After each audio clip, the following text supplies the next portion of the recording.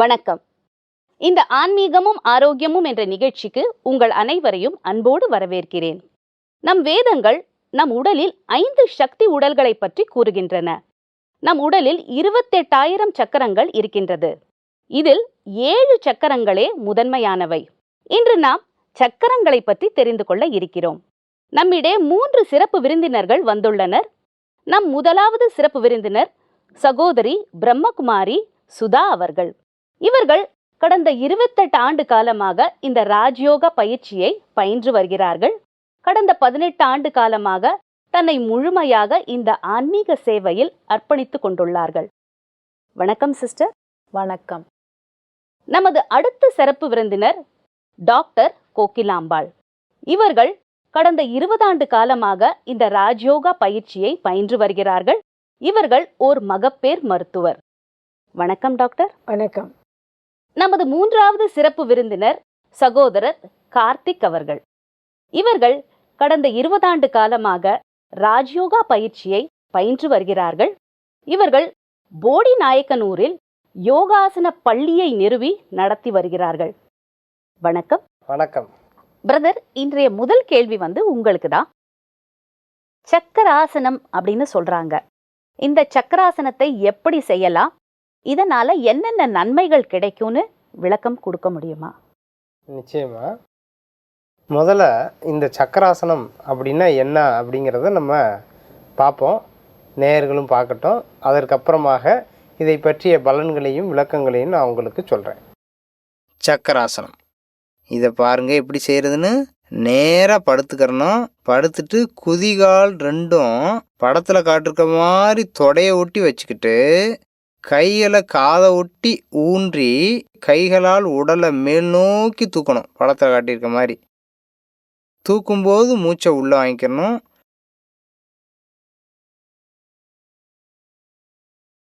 அதில் சில வினாடிகள் இருந்ததுக்கு அப்புறமா பின்பு மெதுவாக கீழ் நோக்கி இறக்கணும். இறக்கும்போது மூச்சை வெளியே விடணும். ஒவ்வொரு ஆசனத்தையும் செய்த பிறகு ஒரு 3 நிமிடங்கள் நிதானமாக படுத்து ஓய்வு எடுத்துக்கணும். அதற்கப்புறம்தான் நம்ம எழுந்திரிக்கணும். இப்போ நம்ம நேயர்கள் அனைவரும் சக்கராசனம்னா என்ன அப்படிங்கிறத பார்த்துருப்பாங்க, தெரிஞ்சிருப்பாங்க. இந்த சக்கராசனத்தில் அநேக விதமான நன்மை என்பது நமக்கு அடங்கியிருக்கு. இந்த சக்கராசனத்தோட ஒரு சிறப்புத்தன்மை, நம்மளுடைய உடம்பில் இருக்கக்கூடிய 7 சக்கரங்களையும் தூண்டக்கூடியதாக இந்த சக்கராசனம் இருக்குது. அதனால தான் இதை சக்கராசனம் அப்படின்னு பேர் வச்சாங்க. இந்த சக்கராசனம் யோகாசன பயிற்சி முறையில் ஒரு மிக முக்கியமான ஒரு ஆசனம். இந்த ஆசனத்தை பயிலக்கூடிய ஒருவர் அவர் இரத்த அழுத்தத்துக்கு உட்படாமல் இருப்பார். அந்த ப்ரெஷர் அவங்களை அணுகாது. அப்படி ப்ரெஷர் பேஷண்ட்டாக இருக்கக்கூடியவங்களும் கூட இந்த முழுமையாக இந்த சக்கராசனத்தை வளையாமல் ஒரு சுவர் ஓரமாக நின்று கொஞ்சம் கொஞ்சமாக முயற்சித்து கொண்டே வந்தார்கள்னா அந்த ப்ரெஷர் என்பது அவங்களுக்கு குறையிறதுக்கான வாய்ப்பு நிறையா இருக்குது. அதே போல் அவங்களுக்கு முதுகெலும்பு நல்ல வளையும் தன்மையுடையதாக மாறுது. இந்த முதுகு தண்டுவடம் வளையும் தன்மையுடையதாக மாறுறதுனால அவங்க என்றும் இளமையான பொலிவுடன் காணப்படுவாங்க. இதோட முக்கியமான ஒரு சிறப்பம்சம், அவங்களுடைய இந்த சக்கராசனம் பண்ணி வரவங்களுடைய முகப்பொலிவு பார்த்திங்கன்னா அவங்க இந்த மாதிரி மேக்கப்பே போட தேவையில்லை. அவ்வளவு ஷைனிங்காக அவங்களுடைய மூஞ்சி ரொம்ப அழகுமிக்கதாக மாறிடும். அவங்க ரொம்ப அவங்களுடைய மூஞ்சி அவ்வளவு மின்னக்கூடியதாக ஜொலிக்கக்கூடியதாக இருக்கும். அப்படிப்பட்ட ஒரு ஆசனம். ஏன்னா முகத்தின் பகுதிக்கு அதிகமான இரத்த ஓட்டம் என்பது நடக்கும். நம்ம யோகசாலையில் பயின்றவங்க கூட வெளியில் போகும்போது நீங்கள் பவுடர் அடிச்சுட்டு வந்தீங்களா அப்படின்னு கூட கேட்குறதாக அனுபவம் சொல்கிறாங்க. அப்படிப்பட்ட ஒரு உன்னதமான ஒரு ஆசனம் தான் இந்த சக்கராசனம். அதே போல் நம்மளுடைய அந்த கிட்னிக்கு கூட செயல்திறனை அதிகப்படுத்தக்கூடிய ஒரு பக்குவம் என்பது இந்த சக்கராசனத்துக்கு இருக்குது. இப்படி பலவேறு நன்மைகளை நமக்கு வாரி வழங்கக்கூடிய இந்த சக்கராசனம் நம்மளுடைய சுவாசம் சம்பந்தப்பட்ட பிரச்சனையிலையும் போக்கக்கூடியதாகவும் இருக்குது. நம்மளை இளமையாகவும் ஆரோக்கியமாகவும் வைத்துக்கொள்ள இந்த சக்கராசனம் பெரும் உதவி செய்து மலச்சிக்கல்லிருந்து கூட விடுபட வைக்குது. அப்படிப்பட்ட இந்த சக்கராசனத்தை நம்மளுடைய நேயர்கள் தினந்தோறும் பயின்று பயன்பெற நான் விரும்புகிறேன். ரொம்ப அழகா சொன்னீங்க. இந்த ஆசனத்தை தொடர்ந்து செய்து வந்தால் இளமை மேலோங்கும்னு சொன்னீங்க. அடுத்தது இப்போ இந்த தொலைக்காட்சியில பார்த்துட்டு எல்லாருமே இதை செய்யலாமா இல்ல சிலர் இதை செய்யக்கூடாதா? இந்த சக்கராசனத்தை ரொம்ப கவனமாக செய்யணும். இதை நம்ம கையில் பலம் இருந்தால் தான் இதை நம்மளால் உடல் முழுவதையும் தூக்கி அந்த வெயிட்டை நம்ம தாங்குறது இந்த பயிற்சி. அதனால என்ன பண்ணணும் அப்படின்னா, படுத்துட்டு கொஞ்சம் கொஞ்சமாக தூக்கி பார்க்கணும். அவங்களால எவ்வளவு முடியுதோ அவ்வளவு தூக்கி பார்க்கலாம்.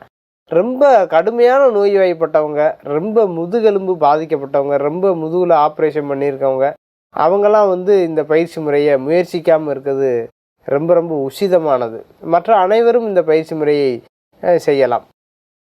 இப்போ நம்ம உடலுக்கு 3 ஆசனங்கள் தேவைன்னா ஒவ்வொரு ஆசனத்தையும் ஒவ்வொரு பொழுதில் செய்ய முடியுமா? காலையில் ஒரு ஆசனம், மதியம் ஒரு ஆசனம், இரவில் ஒரு ஆசனம்னு செய்யலாமா? தாராளமாக நிச்சயமாக செய்யணும். அப்படி நம்ம தாராளமாக செய்யலாம். நம்மளுடைய யோகிகள் முன்னோர்கள் கூட இந்த யோகாசன பயிற்சி முறையை செய்யும்போது காலையிலையும் நம்ம யோகா பண்ணலாம், மதியமும் பண்ணலாம், சாயங்காலம் மாலை பொழுதுலையும் பண்ணலாம் அப்படின்னு பிரிச்சிருக்காங்க. இந்த ஒரே வகையான யோகாசனம் இந்த 3 வேளை திரும்ப திரும்ப டைம் மாறி செய்யும் போத அது ஒவ்வொரு வகையான பலன்களை நமக்கு கொடுக்கக்கூடியதாக இருக்குது. இப்போ உதாரணத்துக்கு பார்த்தீங்கன்னா, அங்கனம் போன்றுடல் அரும் அந்தியில் அப்படின்னு சொல்கிறாங்க.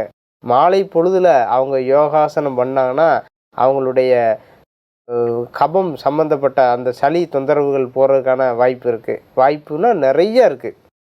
அப்பிறகு செஞ்சிரு காலையில் செய்திடில் பித்தரும் அப்படின்றாங்க. காலங்காத்தால் இதே யோகாவை செஞ்சாங்கன்னா பித்தம் போகும் அப்படின்றாங்க.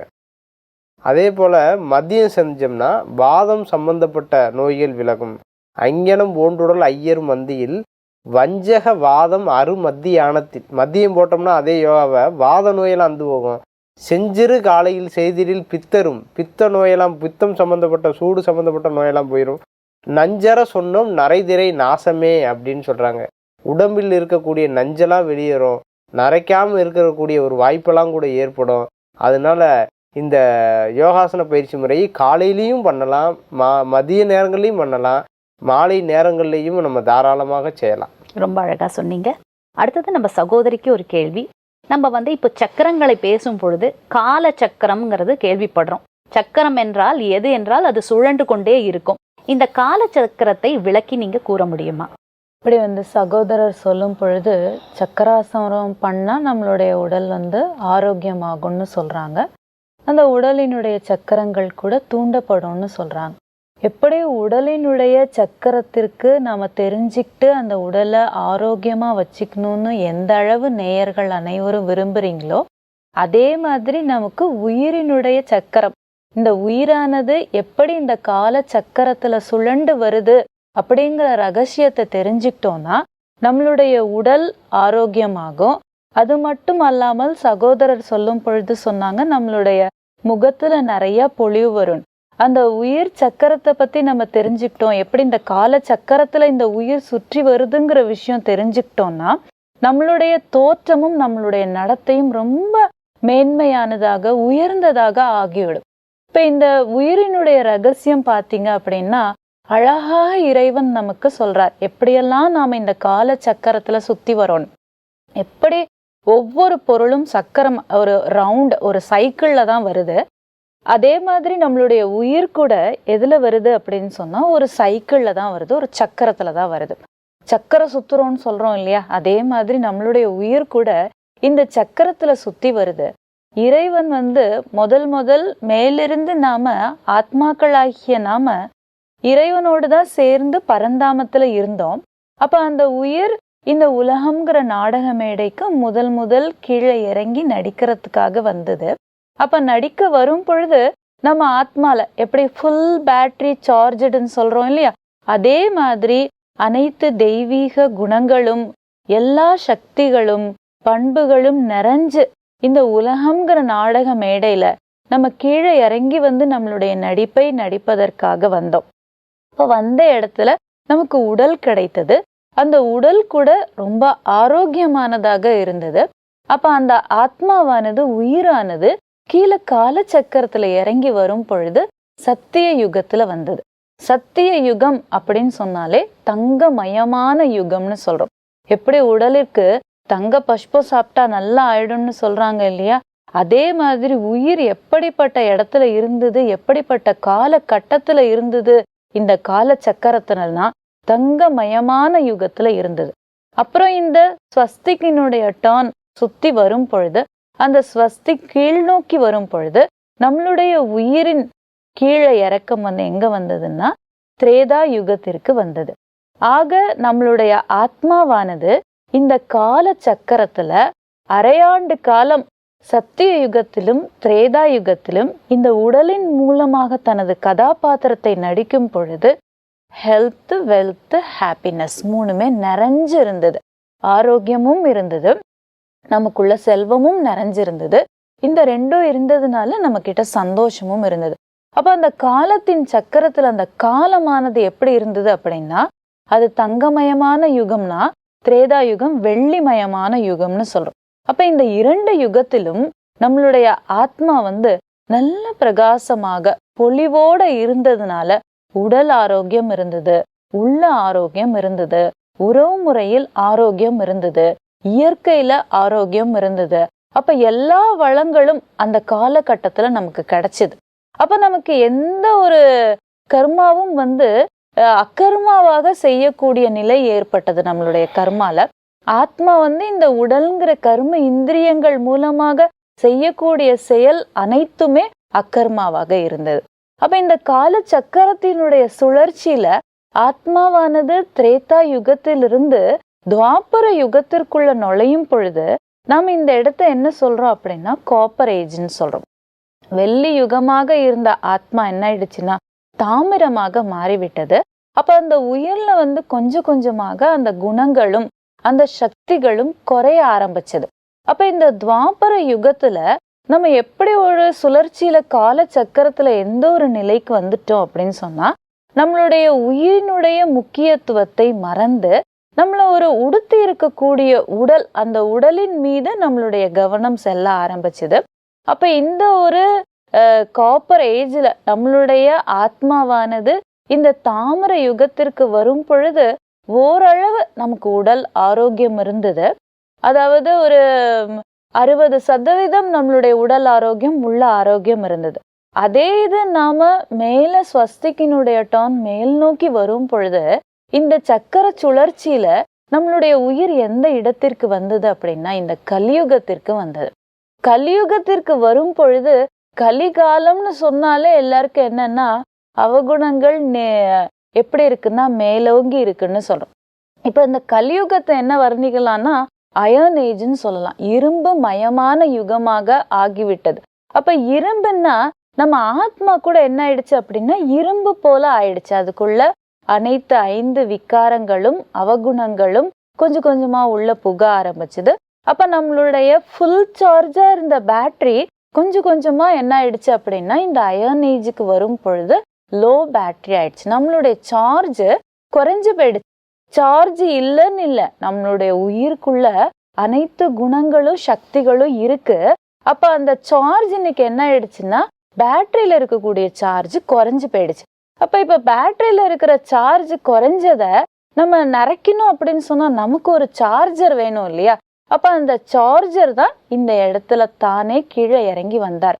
அப்ப நம்மள உயிருக்குள்ள இருக்கக்கூடிய அந்த பேட்டரிய மீண்டும் விழிப்படைய வைக்கிறதுக்காக நம்மளுடைய தந்தையாகிய இறைவன் மேலிருந்து அந்த பரந்தாமத்திலிருந்து நம்மளுடைய ஆத்மாவை ஃபுல் சார்ஜில் கொண்டு போறதுக்காக கீழே இறங்கி வராரு. அதாவது கலியுக முடிவு, சங்கம சத்யுக ஆரம்பத்துல 2க்கும் இடைப்பட்ட ஒரு சங்கமம் வருது இல்லையா? இந்த சங்கம யுகத்துல நம்மளுடைய ஆத்மாவை முற்றிலும் சார்ஜ் செய்வதற்காக சுயம் பரம்பிதா பரமாத்மா சதாசிவன் இந்த சிருஷ்டிக்கு கீழே இறங்கி வரார். அப்ப இந்த இடத்துல நம்மளுடைய இந்த சங்கம யுகத்துல, நன்மை நிறைந்த இந்த சங்கம யுகத்துல நம்மளுடைய ஆத்மாவானது ஃபுல் சார்ஜ் ஆகக்கூடிய நேரம் இது. அப்போ ஃபுல் சார்ஜ் ஆகணும்னா நம்மளுடைய பேட்டரிய கட்டாயமாக எதோடு இணைக்க வேண்டும் அப்படின்னா இந்த உயிர்ங்கிற பேட்டரி உயிரின் தந்தையாகிய இறைவனோடு இணைக்கப்படும் பொழுது அந்த இறைவன்கிற பெரிய சார்ஜர் நம்ம எல்லாருடைய ஆத்மாவுக்குள்ள இருக்கக்கூடிய, எப்படி நம்ம சொன்னோம் இல்லையா, சத்யுகம், திரேதாயுகம், அகர்மா, துவாபர யுகம், கலியுகம் என்ன ஆயிடுச்சு, விக்கர்மம் ஆயிடுச்சு, பாவ கர்மம் ஆயிடுச்சு. இப்ப இந்த பாவ கர்மத்தை குறைச்சாதான் நம்மளுடைய பாவ கர்மத்தை குறைக்கணும், அழிக்கணும், நம்மளுடைய பலகீனத்தை நீக்கினாதான் நம்மளுடைய ஆத்மா மீண்டும் அதனுடைய பிரகாச நிலையை அடையும். அப்ப நம்மளுடைய பேட்டரி என்ன ஆகுது அப்படின்னா ஃபுல் சார்ஜ் ஆக வேண்டிய கால கட்டாயத்துல நம்ம இப்ப இருக்கோம். நம்மளுடைய சார்ஜ் இறங்கி போயிடுச்சு. இப்ப இந்த பேட்டரியில இருக்கக்கூடிய சார்ஜை மீண்டும் ஃபுல் சார்ஜ் ஆக்குறதுக்காக இந்த உலகத்திற்கு பெரிய சார்ஜர் வந்திருக்கிறாரு. அப்ப அந்த பெரிய சார்ஜரை நம்ம ஒரு வரப்பிரசாதமாக நினைச்சு அவரோட நம்ம இணைச்சுக்கும் போது நம்மளுடைய ஆத்மாவோட பேட்டரி என்ன ஆயிடு அப்படின்னா நல்ல பிரகாசம் ஆயிடுது. அப்ப இந்த இடத்துல நம்ம பார்த்தோம்னா காலம் முடிவடையக்கூடிய நேரம் நம்ம இருக்கிறோம். அதனால்தான் பகவத்கீதையில சொல்லப்பட்டிருக்கு, யதா யதாஹி தர்மஸ்ய கிளானிர் பவதி பாரத் அபியுத்தானம் மதர்மஸ்ய ததாத்மானம் சுருஜாம்யகம்னு சொல்லப்பட்டிருக்கு. எப்பொழுதெல்லாம் தர்மம் கீழான நிலை அடைகின்றதோ அப்பொழுதெல்லாம் இந்த தர்மத்தை மேலான நிலை அடைய செய்வதற்காக என்னை நான் பிறப்பித்துக் கொள்வேன் இறைவன் சொல்லியிருக்கிறார். அப்ப இந்த ஒரு கால சக்கரத்துல பாத்தீங்கன்னா இறைவன் நம்மளுடைய ஆத்மாவை குணங்களாலையும் சக்திகளாலையும் நிறைப்பதற்காகவே வந்திருக்கிறாரு. அப்ப நம்ம உடல் சக்கரத்தை எப்படி நம்ம நல்லா ஆக்கணும்னு நினைக்கிறோமோ அதே மாதிரி இந்த உயிரினுடைய ரகசியத்தை தெரிந்து இந்த உயிரின் தந்தையாகிய இறைவனோடு நாம தொடர்பு கொள்ளும் பொழுது நம்மளுடைய உயிரின் இந்த கால சக்கரத்துல உயிர் அழகான நடிப்பை நடிக்கக்கூடிய ஒரு பார்ட் நமக்கு கிடைக்குது.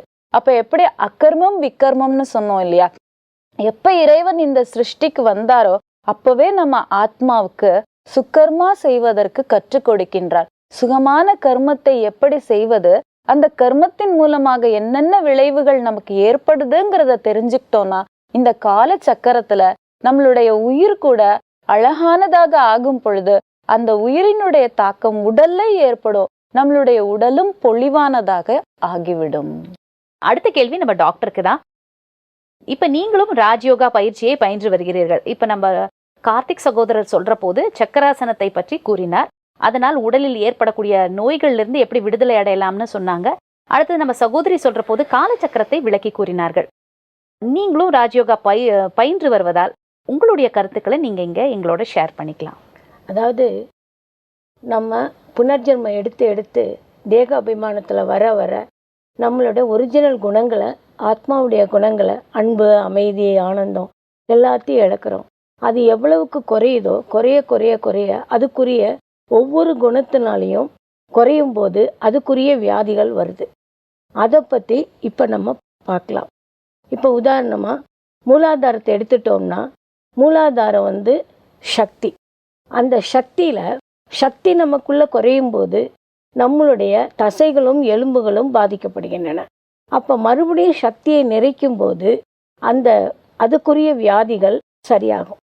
அதே போல் சுவாதிஷ்டானத்தில் பார்த்தோம்னா நமக்கு அந்த இடத்துல தூய்மை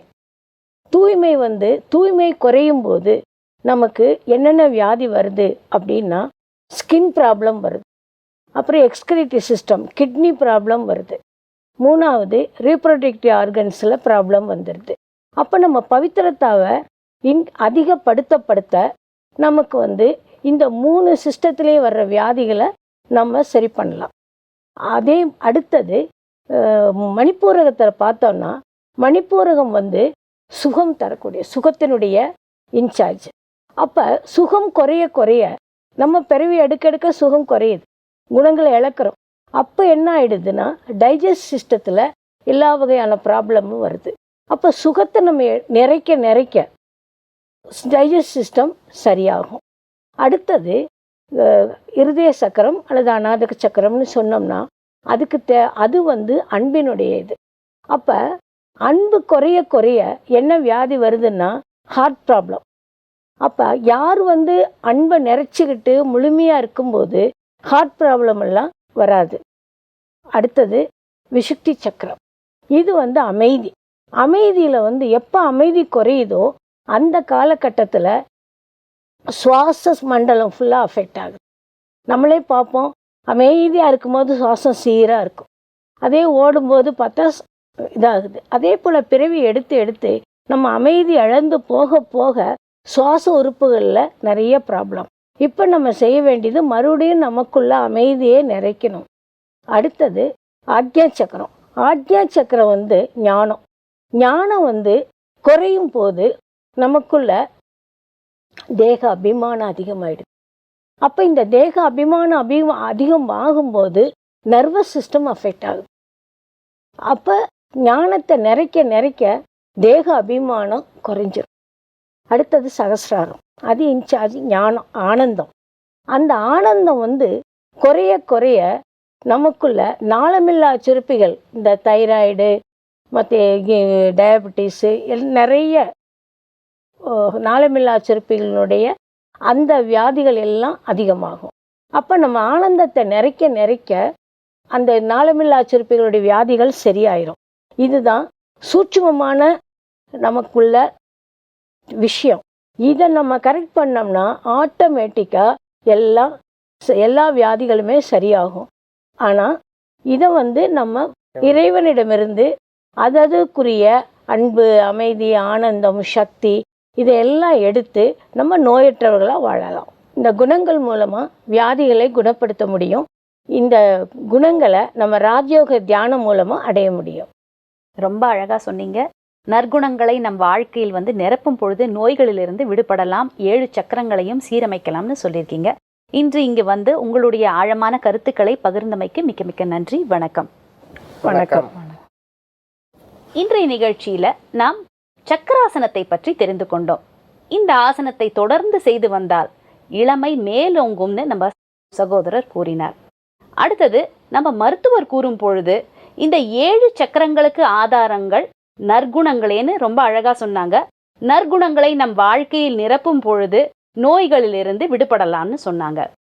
அடுத்தது நம்ம சகோதரி சொல்லும் பொழுது நம்ம ஆத்மா ஒரு பேட்டரி மாதிரி, அது இப்போ டிஸ்சார்ஜ் ஆயிருக்குது. அது 4 யுகங்கள்ல வந்து வந்து வந்து நாடகத்தை நடித்து தன்னுடைய சக்தியெல்லாம் இழந்து விட்டதுன்னு சொன்னாங்க. இதை நாம் இறைவன் என்ற சார்ஜரோடு இணைக்கும் பொழுது நாம் முழுமையாக சக்தி பெறலாம். இந்த நிகழ்ச்சி இதோடு நிறைவு பெறுகிறது. மீண்டும் அடுத்த நிகழ்ச்சியில் சந்திக்கலாம்.